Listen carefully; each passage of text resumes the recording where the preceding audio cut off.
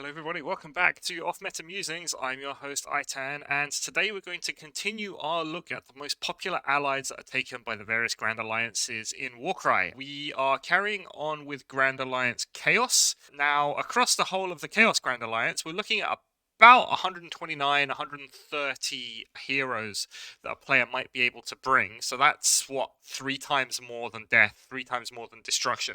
So generally we're going to see a lot of redundancy in what those heroes bring to the table. And the main question that you find being asked by players is, which of these heroes should I take? Which ones are any good? Why am I even bringing these heroes to begin with? So today we're going to be talking about the most common of those chaos heroes that people like to bring as their allies, how they're making their way into people's lists, why they're being picked, and what they're going to be doing on the battlefield. One thing to mention is that this list of heroes, it's essentially been taken from the various events that I've been to over the last 6 months or so, as well as lists and reports from other events that's been going on around the world, and also different lists that we've been seeing on the Warcry Reddits and Discords. So without further ado, let's get going. So we're going to start with the Varanguard. Now, one thing that's very common that you see with a lot of players when they come to choose their heroes is they want those heroes to fill a specific niche or a specific role on the battlefield. And more often than not, that role is fast, heavy damage dealer. It's very common that within various warbands in Warcry and various factions, you don't actually have that super tough, super strong, really killy character. So being able to ally one in, like the Varanguard, is actually very important for those players. Now, there are many different flavors of Varanguard. I've gone for the Varanguard with Demon Forge Blade here. This particular version is 285 points. It's got 3 attacks at strength 5 with 3/6 damage. It has the mounted rune mark. It's got movement 10, which is very good, very fast. Toughness 6, which is one of the highest toughnesses in the game, and 30 wounds. So there are a few things that are common to all Varanguard. That toughness 6 and 30 wounds, you're going to see across all of them.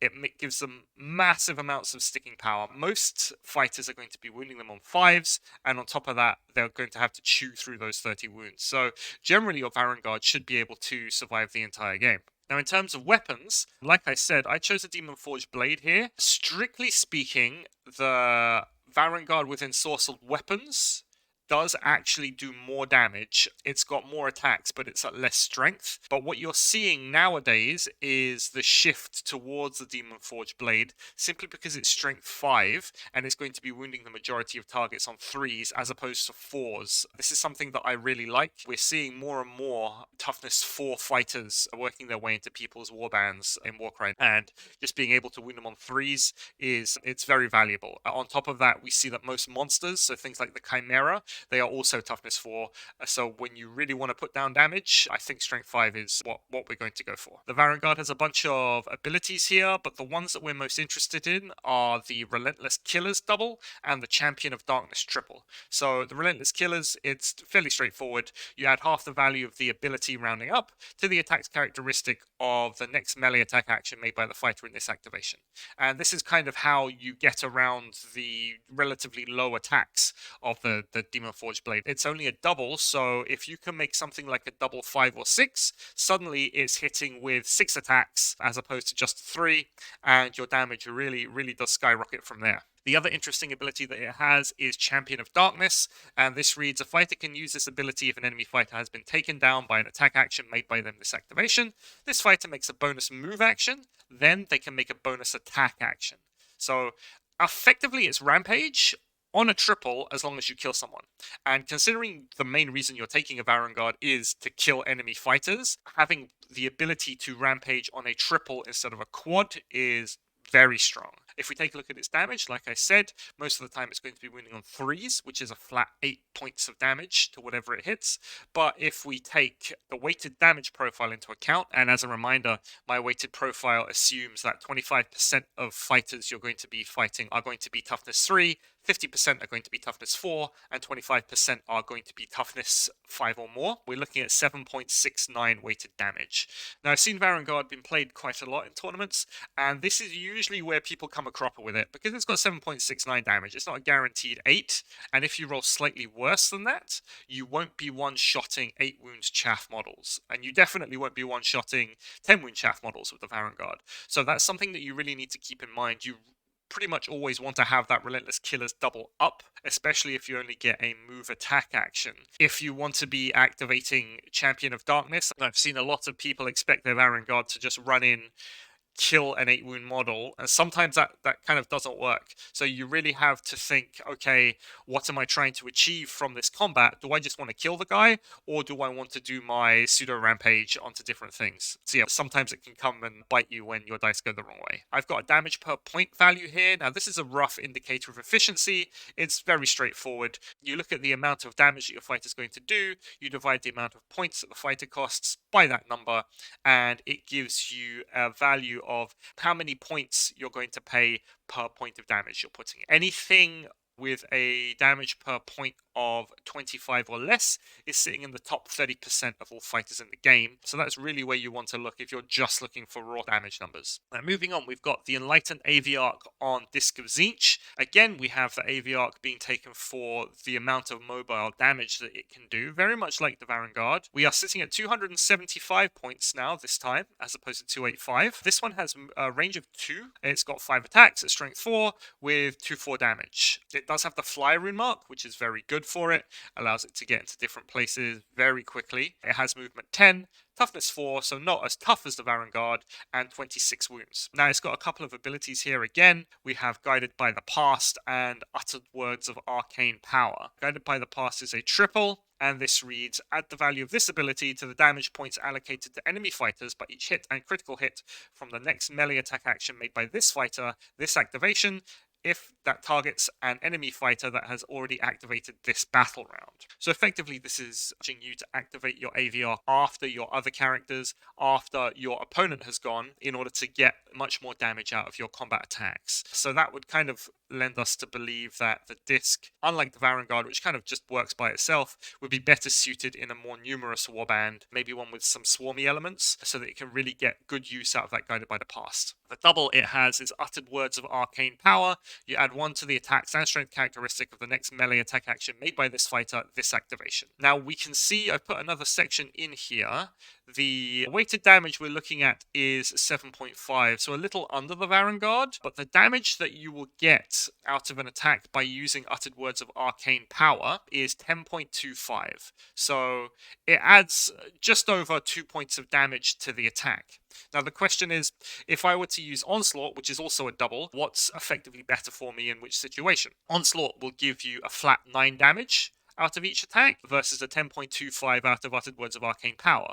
Now Arcane Power only works on the next melee attack action, so in effect, if you only get to attack once, you want to use Arcane Power to do your 10.25 damage, and if you get to attack twice, always use Onslaught because you're doing a flat 18 with your bonus attack. Moving on to the Blissbringer, much cheaper than the other offerings that we've seen so far. The Blissbringer has a little bit of a hybrid role, actually. It's fast, it's got a good amount of attacks, it's got a decent damage profile, but it's got a support ability Crushing Grip, which is mainly what you're going to be taking it for. The Blissbringer's only 205 points, it's got 5 attacks at strength 3 with 2/4 damage. The 5 attacks is very good, that's really what pushes up its damage potential. It has movement 8, so not as fast as the previous offerings. It's only got toughness 3, so it's quite fragile, but it does have 30 wounds. Its abilities, the ones we're interested in, are Lithe and Swift, which gives it +3 move for the next move, so it can get a temporary boost up to 11 inches, which allows it to go very far when it needs to. It has the Deadly Venom triple, so you add half the value of this ability rounding up to the damage points allocated to enemy fighters by each hit and critical hit from the next melee attack action made by this fighter in this activation. So that can really help if you roll high enough. It's a triple, so you can use a double and a wild dice to pretty much pick what kind of triple that you want. It really helps push its damage up much higher than its basic 2/4 profile would suggest. And lastly, it's got the Crushing Grip double. It's a fairly straightforward net. It's got a 1-inch range, but it works on a 2, which makes it one of the more reliable nets in the game. We can see its weighted damage. We're looking at 6.46. Now, the reason for that is because it does have strength 3. It's going to be wounding most things on 4s and 5s, which really limits what it can do. But like I said, this is a much cheaper fighter, and it's really good for utility. It does a bunch of different things on the battlefield. It kind of sits in the middle. Next up, we have another Slaanesh offering. We've got the Slaangor Slake-Horn here. It's still fairly cheap at 225 points. Its attack profile is much better. 4 attacks to strength 4 with a 3-5 damage profile. So we're really looking at pushing the amount of damage that it can do. It shares the speed boost double. Now, movement 6 isn't necessarily all that slow, but it's not super fast either. So using that unrivaled velocity double, it can really help it get to where it needs to get to. Secondly, it also has the violence and excess double. Now, this reads, a fighter can only use this ability if an enemy fighter has been taken down by an attack action made by them this activation. This fighter makes a bonus move or a bonus attack. So it's a free action if you manage to kill someone. Looking at the weighted damage of the Slake-Horn, we're looking at 8.33. So when you run into one of those 8-wound chaff models, on average, you're pretty confident in the knowledge that it will kill that fighter, so you can save your double 4 violence and excess to get the extra action off, which is very strong in Warcry. As a reminder, Warcry is a game that's built around, during an activation, only having 2 actions, so anything that can give you extra actions is generally seen as pretty strong. And finally, we have the Slaves to Impulse double, and this reads, a fighter can only use this ability if there's a visible enemy fighter within 6 inches. This fighter makes a bonus move action and must finish closer to the closest visible enemy fighter than they were at the start of the move action. So like I said, it's exactly the same as with violence and excess. Free actions are generally pretty good. It's on a double, so it's a free move. It's got a 6-inch range, but that's absolutely fine because the Slaangor itself has a 6-inch move. And yeah, it can get close enough in one move action, then use Slaves to Impulse, use the free move to get into combat, then attack for 8 or so damage, and then carry on. The Slake-Horn is basically there for its raw damage output at a very reasonable price. Now, the two that I have here next, we've got the Great Brace Shaman and the Slaughter Priest. Most of the time, you're going to be seeing the Great Brace Shaman because it is much cheaper than the Priest. But if you want a little bit more damage, you can pay your 50 points if you have it, and the utility is exactly the same between the two models. The reason you're bringing them is for the Devolve and Bloodbind doubles, respectively. Now, Devolve, you pick an enemy fighter within 6 inches of this fighter. That enemy fighter makes a bonus move action directly towards this fighter, as if they were jumping with a number of inches equal to the value of this ability. And then when doing so, they can move away from enemy fighters within 1 inch at the start of that move action. Bloodbind is essentially exactly the same, except that it's got an 8-inch range as opposed to a 6-inch range. And effectively, this is all about board control. So using either of these two abilities, you can pick an enemy fighter, and then you can move them out of combat, you can move them off of objectives, you can really just get them out of the way and further towards either your Shaman or your Slaughter Priest. Now, if you're clever in your placement, you could use that move as kind of a free move for your own fighters to get them closer to you so that they are in range for you to charge them. There are very few move abilities in Warcry, and I think that the Great Brace Shaman is probably one of the best examples, and that's essentially why it's managed to make its way into lists, just for the ability to disrupt what your opponent's doing and how they're going to do it. And finally, I've got the Skaven Deathmaster here. Now, it doesn't have to be a Deathmaster. I chose a Deathmaster just because I really like the model, but the real reason is for the lead from the back triple. Now, every Skaven hero has this ability, so if you don't want to pay for something like a Deathmaster, you could bring something cheaper like a Master Molder or a Plague Priest or anything. As long as it has the Skaven hero rune mark, it gets lead from the back. And now lead from the back reads, until the end of the battle round, add half the value of this ability rounding up to the attack's characteristic of melee attack actions made by visible friendly fighters when they're within 6 inches of this fighter.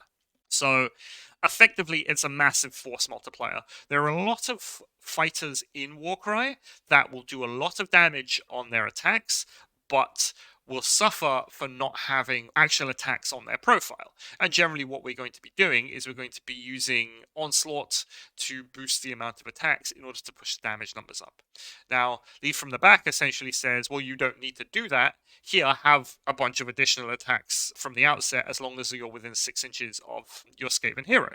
And that's essentially what makes it very strong. People have always been saying that Lead from the Back is very strong and it's something that you could build your warbands around. I don't think it's got as much of a massive representation as people thought it would do in terms of impact on list building and tournament results. From what I've seen, it looks like the players are just going with raw basic damage. So things like the Varanguard when they use their allies, instead of having to set up combos with lead from the back. That being said, it's still a very strong ability, and there are several very cheap Skaven heroes that can make very good use out of it. That's it, really. Like I said, there are only, 129, 130 actual Chaos heroes to pick from. I say only, that's still way more than Death and Destruction. But effectively, players are going to pick the ones that are the best in terms of what they need. So maybe that's damage, maybe that's utility, maybe that's something all round in the case of the Blissbringer. So I hope this was useful for you. I'll be back next time with a breakdown of the most commonly used order heroes. If you liked what you saw, please don't forget to like and subscribe, and let me know. Let me know in the comments down below which heroes you like to bring in your Chaos Warbands, any cool combos that you might have, and any allies that I might have missed that you feel really should be on there. But anyway, that's it from me. Thank you very much for watching, and I will see you next time.